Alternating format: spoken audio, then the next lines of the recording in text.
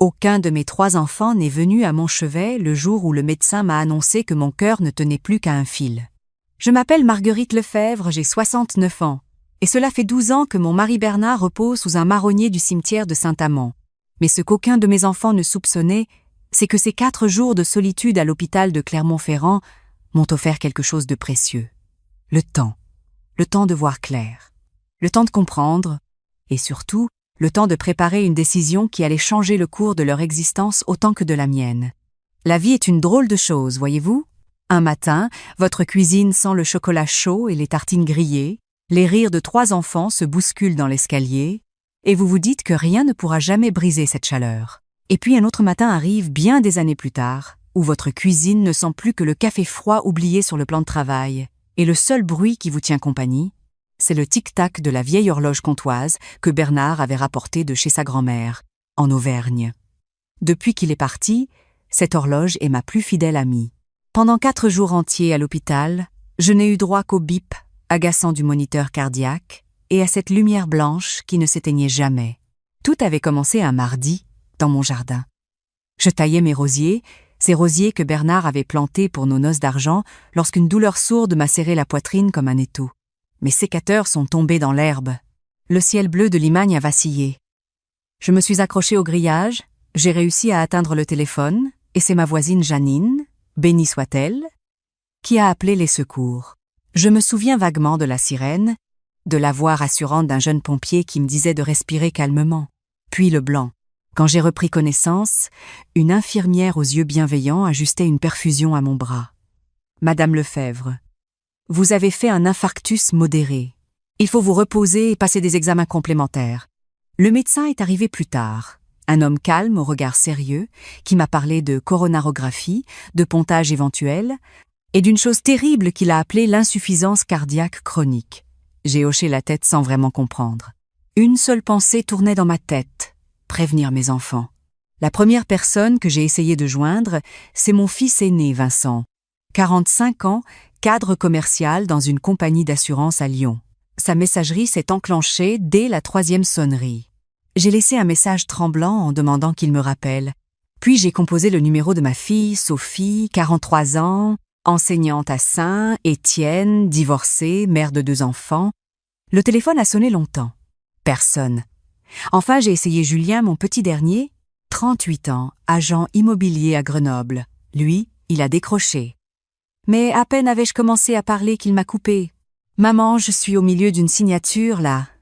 Qu'est-ce qu'il y a ? » « Mon fils, je suis à l'hôpital. J'ai fait un malaise. » Il y a eu un blanc.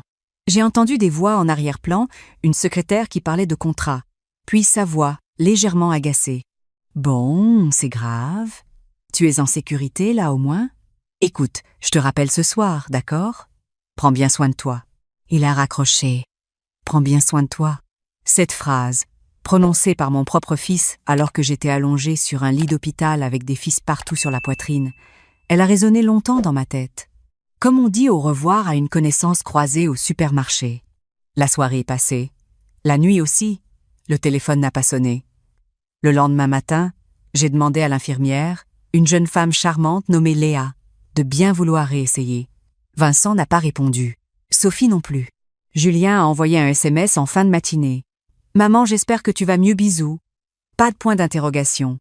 Pas de « je viens te voir ». Juste un bisou par message, comme on envoie à une tante éloignée. Léa venait souvent bavarder avec moi. Elle voyait bien que la chambre restait vide, que personne ne passait la porte. Un jour, elle m'a demandé, avec cette délicatesse qu'ont les soignants qui ont tout vu, si je voulais qu'elle appelle quelqu'un. Et moi, pauvre idiote, je me suis mise à lui mentir. À elle et à moi-même. Oh, vous savez, mes enfants ont des vies très remplies. Vincent dirige une grosse équipe à Lyon, Sophie prépare ses cours, c'est la fin du trimestre, et Julien, lui, il est en plein entre 2 ventes immobilières. Ils viendront dès qu'ils pourront. Je sentais le goût amer du mensonge dans ma bouche à chaque mot. Mais je voulais y croire. Je voulais croire qu'ils étaient réellement empêchés, et non pas simplement indifférents. Pourtant, couché dans cette chambre, avec cette odeur de désinfectant qui collait à la peau, j'ai commencé à revoir ma vie comme un film qu'on passe à l'envers. Toutes les fois où j'avais fait passer mes enfants avant moi, les nuits blanches quand Vincent avait eu la bronchite à 3 ans, Les anniversaires préparés avec ce qu'il restait de la paie de Bernard. Le prêt que j'avais contracté sur mon propre livret d'épargne pour aider Sophie à acheter son appartement après son divorce. Les 30 000 € que j'avais avancés à Julien pour qu'il puisse reprendre l'agence immobilière quand son associé l'avait laissé tomber. Je n'avais jamais compté. Une mère ne compte pas. Une mère donne. Mais là, dans ce lit dur, avec le bruit des chariots dans le couloir, j'ai compris quelque chose. J'étais devenue pour mes enfants ce que les banquiers appellent un compte courant. On pioche dedans quand on a besoin, on oublie de dire merci et on ne se soucie pas vraiment de ce qu'il advient du compte lui-même. J'étais utile, je n'étais plus aimée. La différence, je l'avais refusée pendant 12 ans. Mais là, l'évidence m'a frappée avec la violence d'une gifle. Le 3e jour, le cardiologue est entré dans la chambre avec un dossier épais. Il s'est assis au bord de mon lit, ce qui n'est jamais bon signe. Il m'a expliqué que mon cœur était fatigué, qu'il me fallait un suivi rigoureux, un changement de mode de vie, et surtout, il a insisté sur une chose. Madame Lefèvre, évitez le stress. Le stress est le pire ennemi de votre cœur désormais. J'ai souri. Évitez le stress, comme si on pouvait commander à la vie. Le 4e jour, il m'a signé mon bon de sortie. Et il m'a demandé, de cette voix neutre qu'ont les médecins, « Quelqu'un vient vous chercher ?» J'ai regardé par la fenêtre, vers les volcans d'Auvergne qui se dessinaient au loin. Et j'ai répondu, avec un calme qui m'a étonné moi-même, « Non, docteur. Je vais appeler un taxi. » Léa, dans le couloir, m'a regardé avec une pitié que je n'oublierai jamais. C'est cette pitié, précisément, qui m'a donné la force de ce qui allait suivre. Parce que je ne voulais plus jamais, de toute ma vie, qu'on me regarde ainsi. J'ai plié mes affaires moi-même, chemise de nuit, chaussons, le petit livre de Colette que j'avais emporté. À chaque geste, je sentais quelque chose changer en moi. La vieille Marguerite, celle qui pardonnait tout, qui comprenait tout, qui excusait tout, restait doucement repliée dans ce lit d'hôpital. Et une autre Marguerite se redressait à sa place. Plus dure, peu, être, mais enfin consciente d'elle-même. Le taxi m'a ramenée vers Saint-Amand, à travers les routes bordées de champs de céréales. Le chauffeur, un brave homme, a tenté d'engager la conversation sur la pluie et le beau temps. Je lui ai répondu poliment, sans entrain. Mon esprit était ailleurs. Dans ma tête, une décision commençait à se former, aussi claire et tranchante qu'une lame sortie de son fourreau. Quand la voiture s'est arrêtée devant le portail de la maison, celle que Bernard et moi avions achetée en 1978 avec nos économies d'ouvriers, j'ai payé, j'ai pris ma valise et j'ai sorti ma clé. Mais en tournant la clé dans la serrure, j'ai entendu quelque chose. Des voix qui venaient de mon salon. Mon cœur, ce cœur malade qu'on venait tout juste de réparer, s'est mis à battre plus fort. Pendant une fraction de seconde, j'ai voulu croire. J'ai voulu croire que mes enfants étaient là pour m'accueillir, qu'ils avaient préparé un bouquet, un gâteau, peut être simplement une bouillotte et une tasse de tisane. J'ai poussé la porte avec ce restant d'espérance qu'ont les mères, même les plus blessés. Ce que j'ai vu m'a glacé. Vincent, Sophie et Julien étaient installés dans mon salon, mais il n'y avait ni bouquet, ni gâteau. Sur la table basse, celle que Bernard avait fabriquée de ses mains, s'étalaient des documents que j'ai reconnus immédiatement. Les plans cadastraux de la maison, un relevé bancaire, et, posé là comme si de rien n'était, le dossier d'un notaire de Clermont-Ferrand. Vincent parlait avec cette assurance qu'il a toujours eue, celle des premiers de la classe qui ne doutent de rien. Sophie prenait des notes. Julien évaluait à voix haute le prix du mètre carré dans le quartier. Il ne m'avait pas entendu entrer. Je suis restée quelques secondes sur le seuil immobile, la valise à la main, et j'ai tout compris. Il n'était pas venu me voir à l'hôpital. Il s'était dit que être, cette fois serait la bonne, que maman ne rentrerait être pas, et pendant que maman respirait avec un masque sur le visage, ses 3 enfants, dans sa propre maison, étaient en train d'organiser la succession. C'est Sophie qui m'a aperçue la première.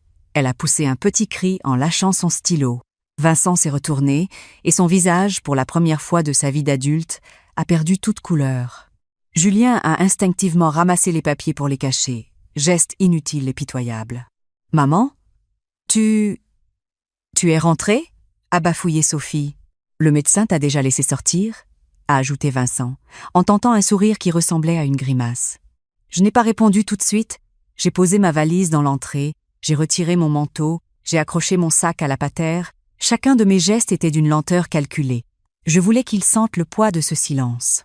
Je voulais qu'ils comprennent que je les avais vus, qu'il n'y avait plus d'explication possible, plus de faux fuyants envisageables.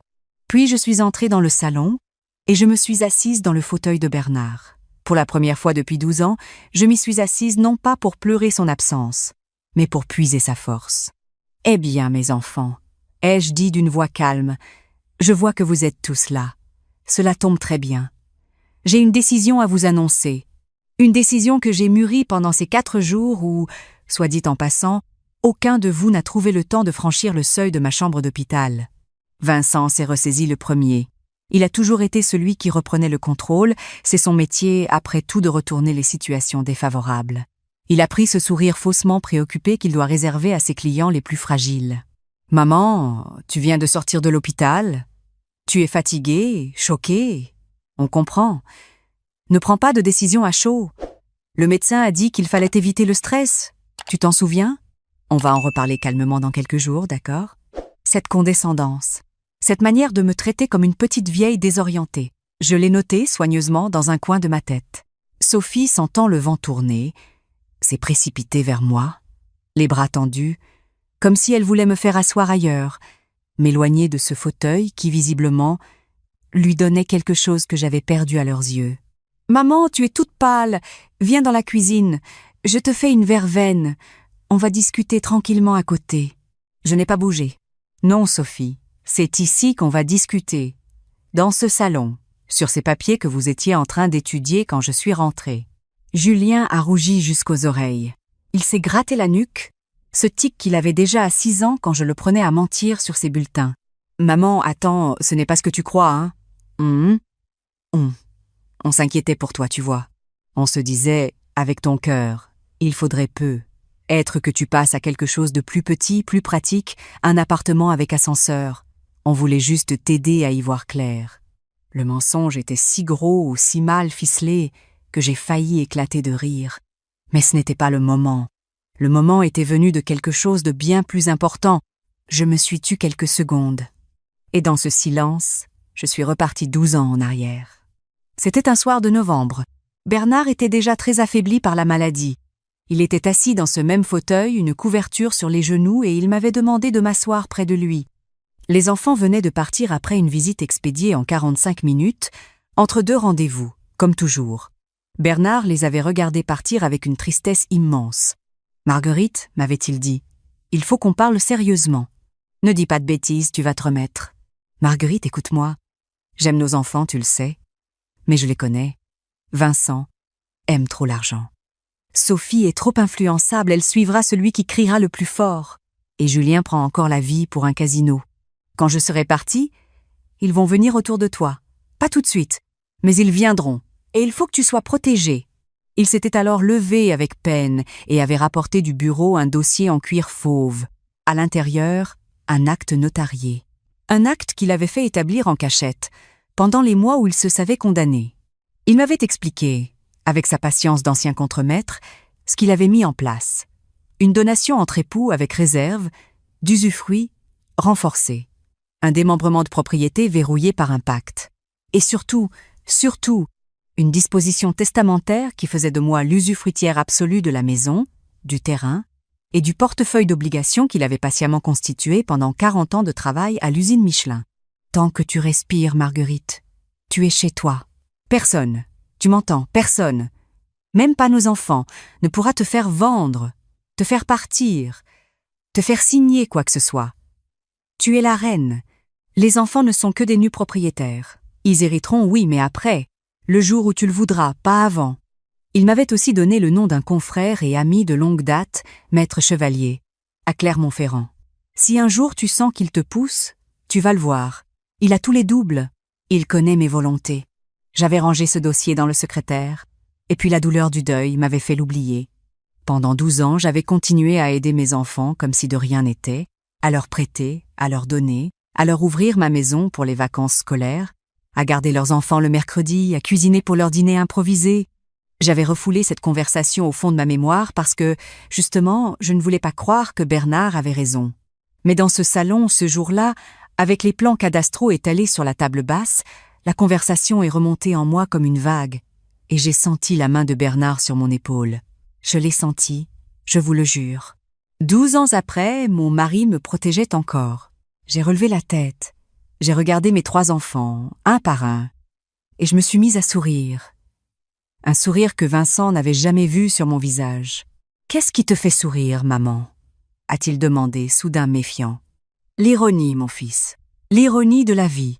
Vous voyez, vous avez passé toutes ces années à me traiter comme une gentille mamie qui ne comprend rien à rien.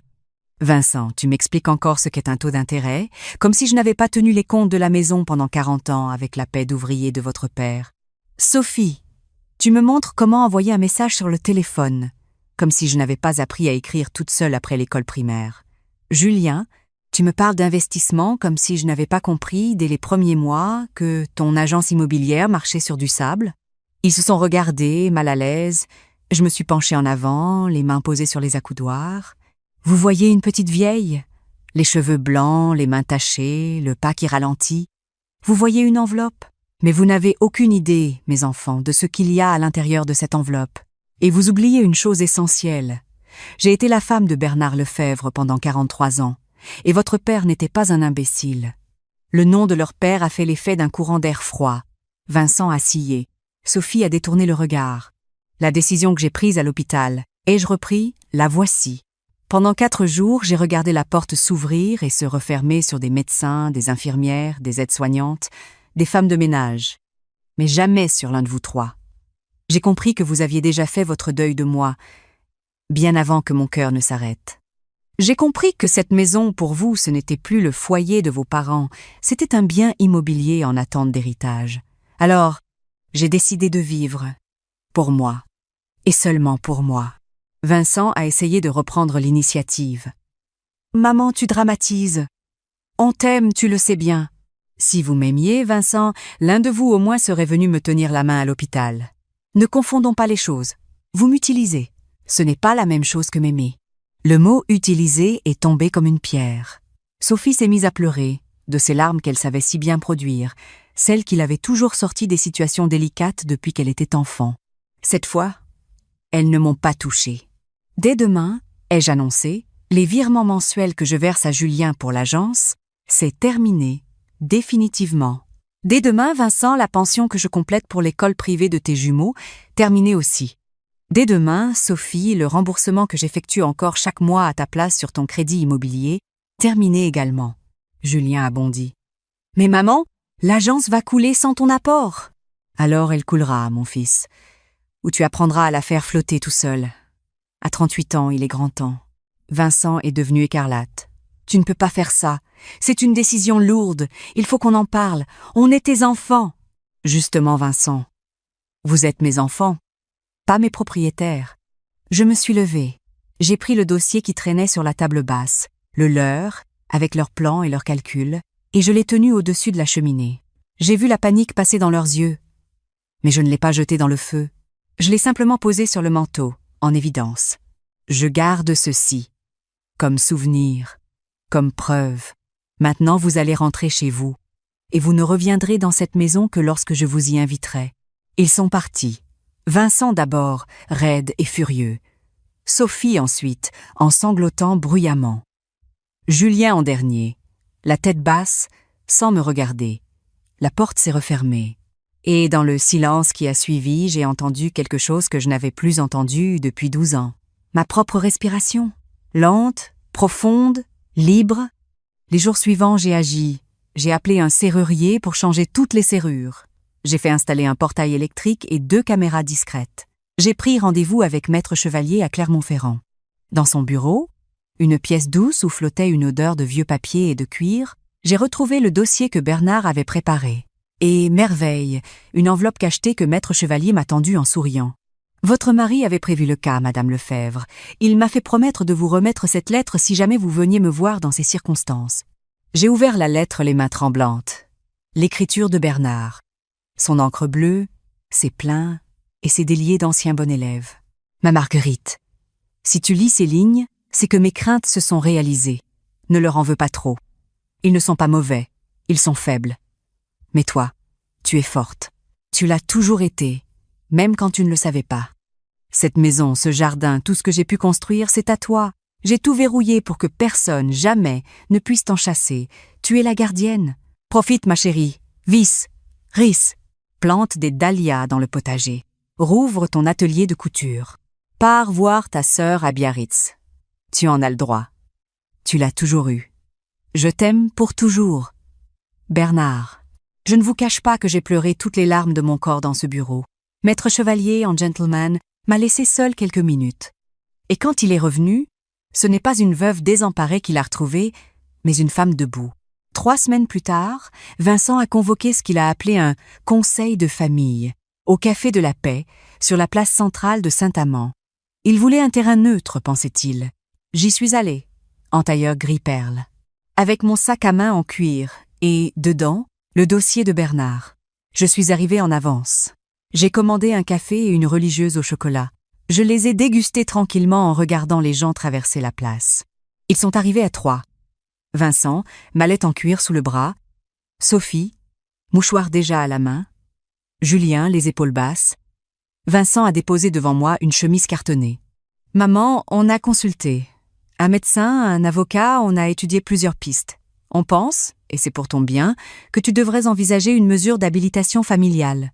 C'est une procédure qui permet, quand un parent âgé prend des décisions impulsives ou dangereuses pour lui-même, que ses enfants puissent l'aider juridiquement. L'habilitation familiale, autrement dit, me déposséder légalement de moi-même. Me transformer d'un trait de plume en une personne vulnérable dont il faudrait protéger le patrimoine, c'est, à dire, le leur. » Sophie a enchaîné. « On ne fait pas ça contre toi, maman, on fait ça pour toi. » Je les ai laissés parler. Quand ils ont eu fini, j'ai sorti de mon sac le dossier en cuir fauve. Je l'ai posé sur la table. Je l'ai ouvert et j'ai glissé les documents vers Vincent. « Lise, mon fils, lise attentivement. » Vincent a commencé à parcourir les pages. Son visage s'est décomposé. Il lisait vite, en professionnel, et il voyait bien ce qu'il était en train de lire. Il relisait, il cherchait une faille. Il n'y en avait pas. « Qu'est-ce que c'est que ça ?» a-t-il fini par dire, la voix blanche. « Ça, mon fils, c'est ce qu'on appelle un démembrement de propriété avec usufruit renforcé, doublé d'un pacte successoral. En langue simple, cela signifie que cette maison, ce terrain et l'intégralité du patrimoine de votre père sont placés sous mon usufruit jusqu'à mon dernier souffle. Vous êtes nu propriétaire. C'est-à-dire que juridiquement, vous ne possédez rien tant que je vis, vous ne pouvez pas me faire vendre, vous ne pouvez pas me mettre en maison de retraite. Vous ne pouvez pas engager de mesures d'habilitation sans l'accord de maître Chevalier, qui est le notaire désigné par votre père et qui a des instructions très précises. » Sophie s'est mise à sangloter pour de bon cette fois. Julien fixait la table comme si elle allait lui donner la réponse. Vincent, lui, fulminait. « C'est impossible, papa n'aurait jamais fait ça. Il nous a déshérités. » « Non, Vincent, il ne vous a pas déshérités. Il a simplement protégé votre mère, ce qui, visiblement, aucun de vous 3 n'a pris la peine de faire. » J'ai refermé le dossier. Je me suis penchée un peu. « Vous parliez tout à l'heure de mes décisions impulsives. Parlons-en. De vos décisions à vous. Était-ce impulsif ou réfléchi de ne pas venir me voir pendant 4 jours à l'hôpital? Était-ce impulsif ou bien calculé de vous réunir dans mon salon pour répartir la maison avant même que je sois rentrée? Vous me parlez de mes droits, de vos droits. Et vos devoirs, mes enfants? Où étaient vos devoirs? » Le silence qui a suivi, je l'entends encore. 3 adultes, mes 3 enfants, muets comme des élèves pris en faute. J'ai repris mon sac. J'ai posé un billet sur la table pour ma part. Et avant de partir, j'ai ajouté une dernière chose. À partir de maintenant, voici les règles. Les visites se feront sur rendez-vous. L'aide financière cesse, sans négociation possible. Les clés que vous possédez encore, vous les glisserez dans ma boîte aux lettres avant la fin de la semaine. Cette maison n'est plus votre distributeur, ni votre hôtel, ni votre garderie. Elle redevient ce qu'elle aurait toujours dû rester, mon foyer. Je suis sortie du café. Le soleil d'avril chauffait la place. J'ai traversé la rue en prenant mon temps et j'ai respiré aussi fort que mes poumons me le permettaient. Les mois qui ont suivi ont été les plus lumineux depuis la mort de Bernard. J'ai rouvert mon ancien atelier de couture dans la pièce du fond. J'ai repris mes cours de piano avec une petite jeune femme du conservatoire qui vient 2 fois par mois. J'ai replanté des dahlias et des cosmos partout dans le jardin, comme Bernard me l'avait demandé dans sa lettre. Ma voisine Janine vient prendre le thé chaque jeudi. Mon amie Colette, que je n'avais pas vue depuis des années, parce que je n'avais jamais le temps, a recommencé à venir le dimanche. Nous nous sommes retrouvés à plusieurs, des femmes de mon âge, toutes avec des histoires proches de la mienne. Des enfants qui prennent et ne rendent pas, des conjoints disparus, des maisons qu'on voulait nous arracher. Nous nous réunissons tous les mardis chez moi autour d'un thé et de petits fours. Nous nous sommes baptisés en riant le cercle des marguerites, parce que la marguerite, m'a expliqué Colette, est une fleur plus solide qu'elle n'en a l'air. Elle pousse partout, elle résiste au vent. Julien a fini par vendre son agence immobilière. Il a trouvé un poste de négociateur salarié dans un cabinet plus sérieux à Clermont-Ferrand. Il m'a téléphoné un soir, en larmes, pour me demander pardon. Il m'a dit « Maman, je crois que j'ai commencé à grandir seulement après que tu as arrêté de me porter. » Je lui ai répondu « Alors tu vois mon fils, je t'ai fait grandir 2 fois. » Vincent a mis plus longtemps. Son orgueil a résisté, mais un jour il est venu, sans prévenir, s'arrêter devant le portail. Il ne l'a pas franchi. Il est resté là longtemps à regarder la maison. Je l'ai vu par la caméra. J'ai attendu. Le lendemain, il m'a envoyé un message. « Maman, j'aimerais venir prendre un café avec toi. Seul, si tu veux bien de moi. » J'ai voulu bien de lui. Il est venu. Il n'a rien demandé. Il a juste parlé de tout, de ses enfants, de sa femme, de son travail, de son père qu'il commençait, enfin, à comprendre. En partant, il m'a serré fort contre lui. C'était la première vraie étreinte depuis des années. Sophie a été la plus difficile. Son orgueil blessé s'est transformé en ressentiment. Pendant 6 mois, elle n'a pas donné signe de vie. Puis son fils aîné, mon petit-fils Léo, m'a appelé tout seul. « Mamie, pourquoi on ne te voit plus ?» J'ai éclaté en sanglots après avoir raccroché. 2 semaines plus tard, Sophie est arrivée à l'improviste avec les enfants. Je l'ai laissée entrer. Elle s'est effondrée dans le canapé. Elle m'a demandé pardon. Pas le pardon théâtral, non, le vrai. Celui qu'on demande quand on a compris. Aujourd'hui, j'ai 70 ans. Mon cœur tient, grâce aux médicaments et, je crois, grâce à la paix. Mes enfants ne sont pas parfaits. Ils ne le seront jamais. Mais ils ont appris. Ils m'appellent avant de venir. Ils s'intéressent à ce que je fais, à ce que je peins, à ce que je couds. Ils ne me demandent plus rien. Et parce qu'ils ne me demandent plus rien, je leur offre parfois un repas du dimanche ou un petit coup de pouce à mes petits-enfants, pour un voyage scolaire, pour un livre. Mais c'est moi qui décide, moi seule. Le soir, quand le soleil se couche sur les volcans de l'Auvergne et que le ciel prend cette couleur rose cuivrée que j'aime tant, je m'assieds dans le fauteuil de Bernard. Je regarde sa photo sur la commode et je lui parle, tout bas. « Merci, mon amour. Tu avais tout prévu, et moi j'ai appris. J'ai appris qu'une mère peut aimer ses enfants sans se sacrifier pour eux. J'ai appris qu'on peut dire non sans être méchante. J'ai appris qu'à 70 ans, la vie ne se termine pas. Parfois, c'est même là qu'elle recommence vraiment. Et j'ai appris, surtout, que la dignité n'est pas un cadeau que les autres vous font, c'est une décision qu'on prend pour soi. Un matin d'hôpital. Dans le silence. Quand on a enfin compris que personne ne viendra nous sauver et qu'il ne reste plus qu'à se sauver soi-même. Je suis Marguerite Lefebvre. Je suis veuve, mère, grand-mère. Mais, avant tout, je suis redevenue moi-même. Et cela, plus personne, jamais, ne me le prendra.